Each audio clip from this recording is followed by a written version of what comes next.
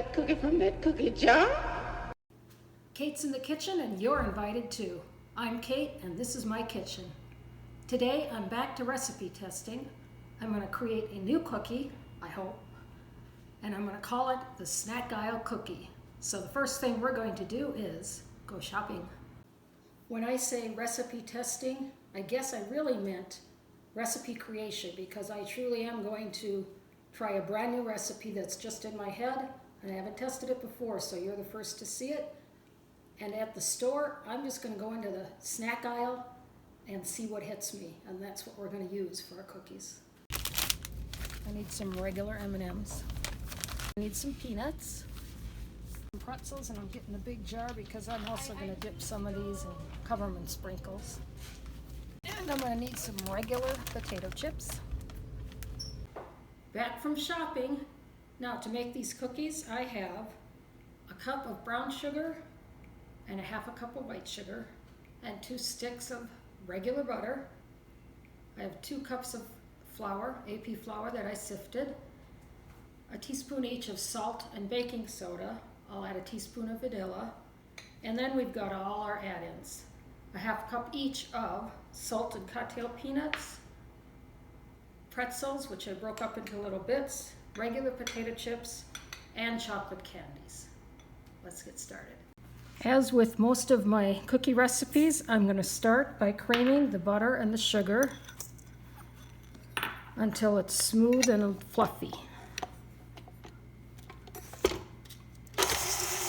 When I was showing you the list of ingredients, I forgot about the eggs. I've got 2 eggs at room temperature.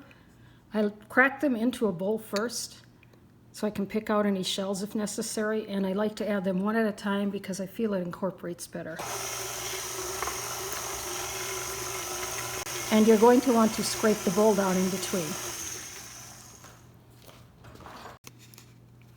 I'm going to add a teaspoon of vanilla.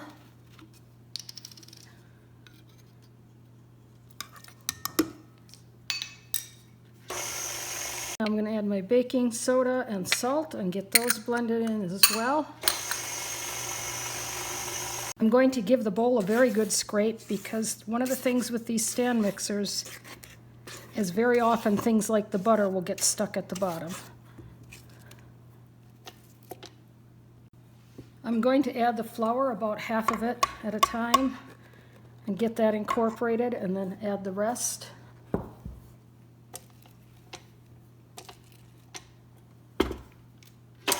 I'm adding the rest of the flour and get that incorporated as well. With the mixer on low, I'm going to start adding my add-ins. I'm going to start with the peanuts and the chocolate candies. And get those incorporated. And then the pretzels. I'm going to give this a scrape down. After I scraped down the dough, I realized it wasn't as full of the add-ins as I would like, so I'm going to put in about a 1/4 cup more of each of those. I'm going to add the chips. I didn't break them up real large because the chips are delicate enough they'll actually get broken up by the mixing action. I'm going to use my large scoop to shape the cookies and put them on a parchment sheet. These are going to go into the refrigerator for about 20 to 30 minutes. I find that when I refrigerate this dough, it doesn't spread when I bake it, and you can actually do this a day ahead of time even.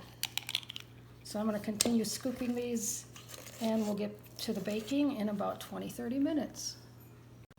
This made 17 balls for the cookies, and I've got just a little bit of batter left so I can taste it. Wow, even unbaked, that batter is delicious with the sweet and salty elements. Into the fridge. Here's the finished product. I only baked 2 cookies because this is a new recipe.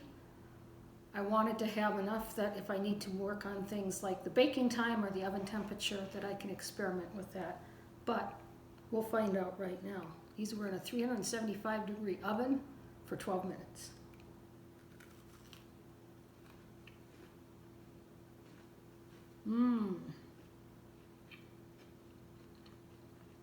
Still get the sweet and salty. And now for my husband and my grandson, we'll do the dunk. Gotta break it.